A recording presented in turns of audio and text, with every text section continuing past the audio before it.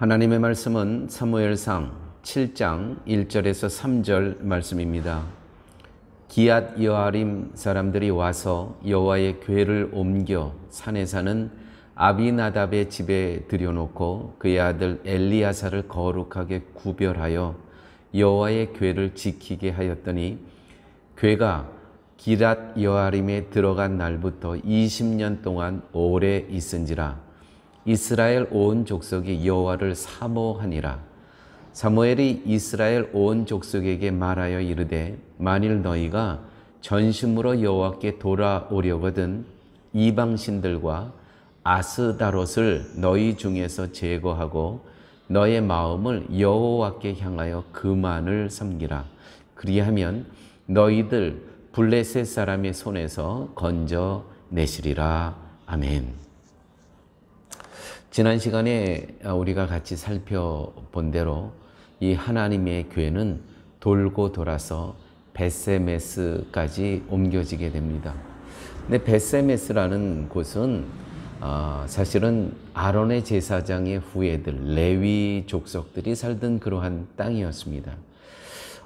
레위 족속 후예들이 살았다는 것은 이 제사에 있어서 전문가들 아닙니까? 그런데도 그들마저도 숫소, 흠없는 숫소로 하나님 앞에 제사를 드려야 되는데 그 암소로 제사를 드리고, 법궤는 그거는 누구나가 구경거리로 볼 수 있는 게 아닙니다.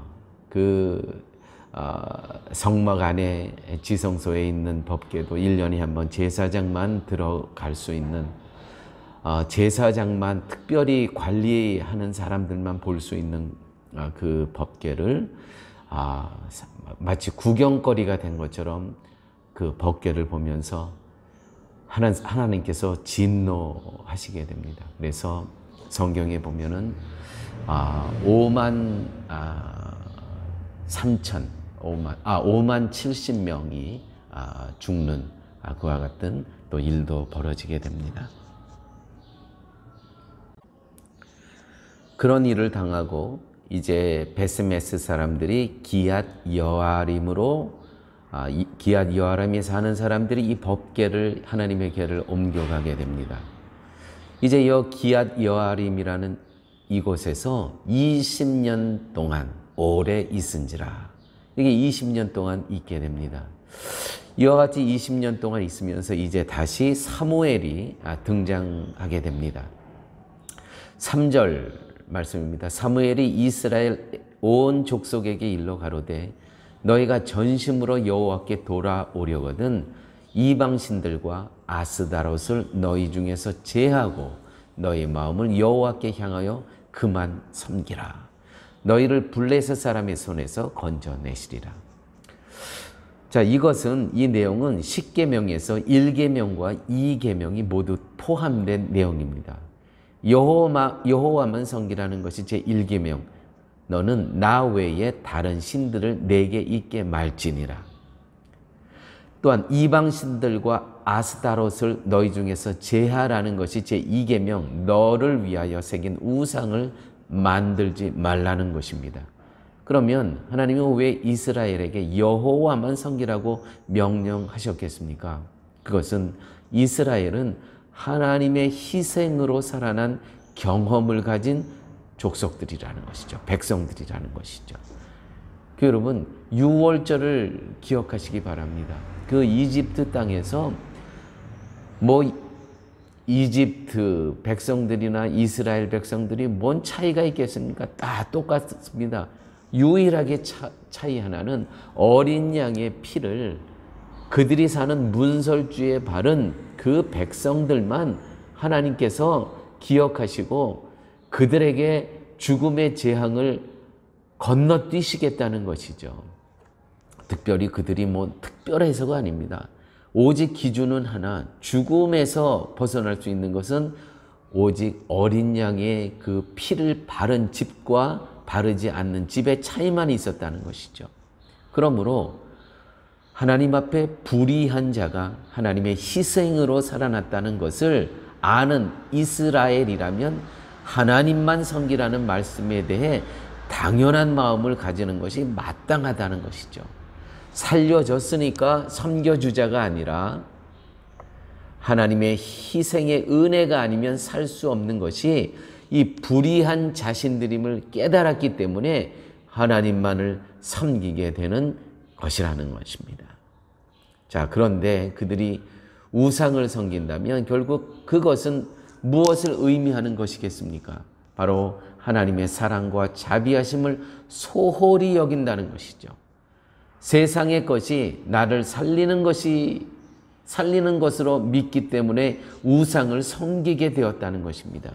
왜냐하면 당시 우상은 인간의 행복과 부를 책임지는 신으로 여겼습니다. 우상을 섬기는 나라와 비교하게 되었다는 것이죠. 우상을 섬기면 저런 부요함을 누린다고 생각을 할 수밖에 없습니다. 아니, 우리는 여호와 하나님을 믿으면서도 이렇게 부에 있어서, 세상에 누리는 부에 있어서 초라하거든요. 그래서 결국 이방인처럼 세상의 것으로 살아가고자 하는 욕망에 빠지기 때문에 우상을 섬기게 되었다는 것입니다. 우상을 통해서 자신들이 원하고 욕망하는 바를 채우기를 원했습니다. 그것이 바로 하나님의 사랑과 자비하심으로 살아가는 이스라엘 됨을 버릴 수밖에 없었다는 것이죠. 왜요? 세상에게 보여지는 것이 있기 때문에. 바로 이것이 범죄라는 것입니다. 하나님 앞에서.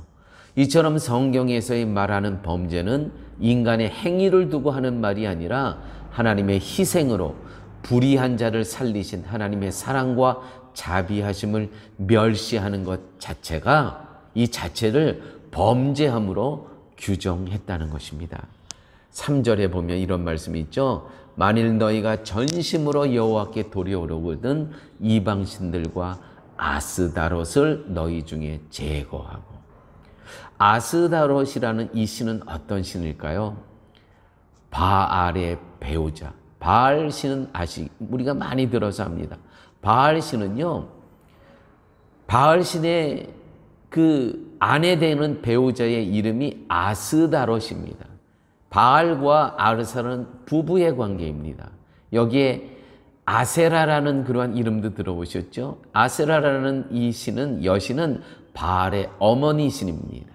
그래서 바알 신, 아스타롯 신은 부부고 어머니 신은 아세라라는 그런 바알의 어머니 여신이 있었습니다. 당시 그 땅에는. 이스라엘은 항상 가나안에서 숭배되는 이 풍요의 신에게 매력을 느꼈습니다. 굉장히 유혹적입니다. 이 바알과 아스다롯과 이 아세라, 이 신들은 이들이 주는 것은 무엇이냐면 풍요입니다. 풍요. 자손의 번식, 토지, 수확, 가축, 성공, 건강, 이 풍요로움을 이들을 숭배했을 때 숭배하는 대가로 이들에게 이런 풍요를 준다는 그런 믿음이 있었다는 것이죠. 그러니까 얼마나 유혹적이겠습니까? 특별히 바알과 아스다로는 부부의 관계인데 이 부부의 신들은 신전에, 이들이 모시고 있는 이 신전에는 창기들이 있었습니다. 그러니까 완전히 섹스 파티가 일어나는 것이죠. 왜요? 왜냐하면 자손을 준다는, 이들을 숭배하면 자손을 준다는 이러한 믿음이 있었기 때문에 당연히 이러한 그 섹스가 난무했던 그러한 그 모습이 있었다는 것이죠.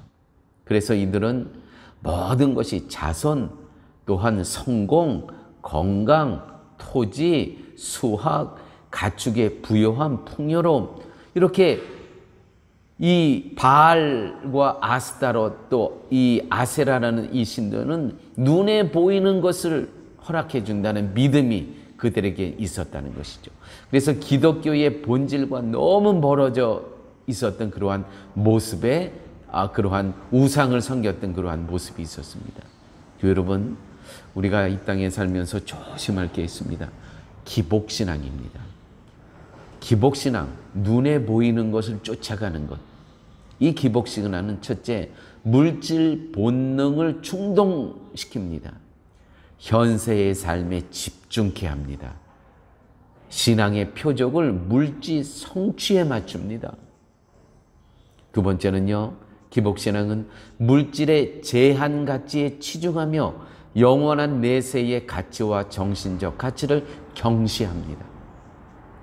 세 번째, 기복신앙은요, 물질의 힘의 위안을 받고요, 물질을 동경하게 합니다. 십자가의 용서와 은혜를 망각하게 한다는 것이죠. 네 번째, 기복신앙은요, 하나님의 본성적 약속인 영육 간의 복과 하나님의 복의 주권자 되심을 경홀히 여깁니다. 다섯 번째, 기복신앙은요, 영적 능력의 자리에 물질의 힘을 대체하게 된다는 것이죠. 혹시 우리가 지금 이러한 물질 만능주의의 삶에 살아가고 계시지 않습니까? 우리가 추구하고 우리가 바른 모든 것이 눈에 보이는 것, 내적인 이 땅에 잠시 잠깐 있는 이 땅의 것을 바라보고만 살아가지 하시지 않습니까? 그렇다면 우리에게도 여전히 바알의 신을 섬기고 아스다솥의 신을 섬기고 아세라 신을 섬기는 그러한 우리의 우상이 우리에게도 내주하고 있다는 것이죠.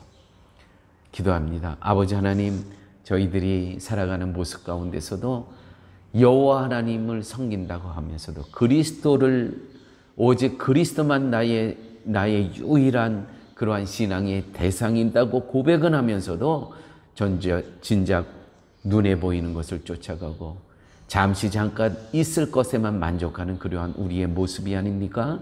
아버지 오늘 말씀을 통해서 우리 안에 있는 아버지 그러한 불신앙적 모습을 보게 하여 주심을 감사합니다. 오직 말씀, 오직 예수 그리스도, 오직 믿음만을 우리의 삶의 기본으로 여기며 그것이 전적인 우리의 삶을 인도하는 그러한 신앙으로 고백하며 여기며 살아갈 수 있는 저희의 삶으로 하나님 인도하여 주옵소서. 모든 말씀 예수님 이름으로 기도드렸습니다. 아멘.